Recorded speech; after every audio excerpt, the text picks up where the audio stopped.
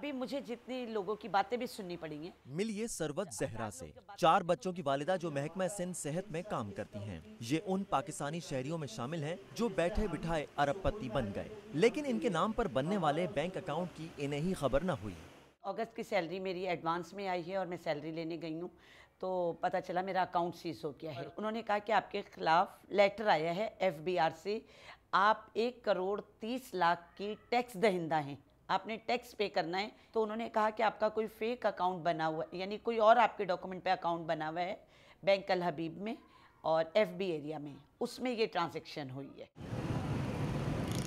कराची से पेशावर तक ऐसे दर्जनों केसेस सामने आ चुके हैं जिनमें आम लोगों के नाम पर अकाउंट्स खोले गए। तहकीकाती इदारों के मुताबिक बैंक अमले की मिली भगत से महज किसी शहरी का शनाख्ती कार्ड नंबर हासिल करके ये अकाउंट खोले गए, और ये ऐसे वक्त में बनाए गए जब खातेदारों की बायोमेट्रिक तस्दीक जरूरी नहीं थी।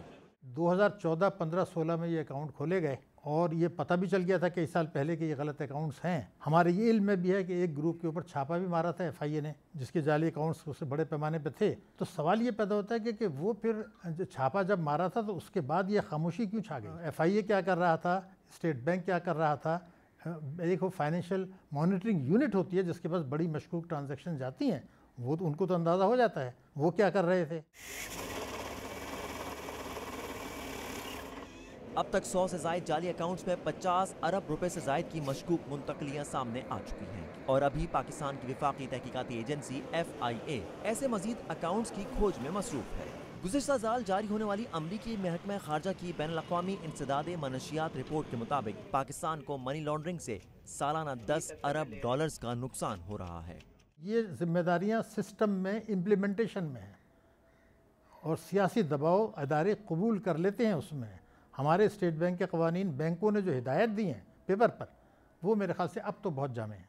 स्टेट बैंक ऑफ पाकिस्तान ने मुल्क के तमाम बैंकों को खातेदारों की बायोमेट्रिक तस्दीक जल्द मुकम्मल करने की हिदायत की है।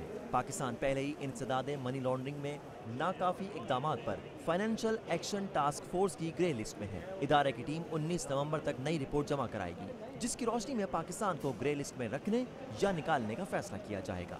यही वजह है कि पाकिस्तान की तारीख का सबसे बड़ा मालियाती स्कैंडल मुल्क के अंदर ही नहीं, बैनुल-अक़वामी सतह पर भी पाकिस्तान के लिए नतीजा खेज साबित हो सकता है। मोहम्मद साकिब, उर्दू VOA, कराची।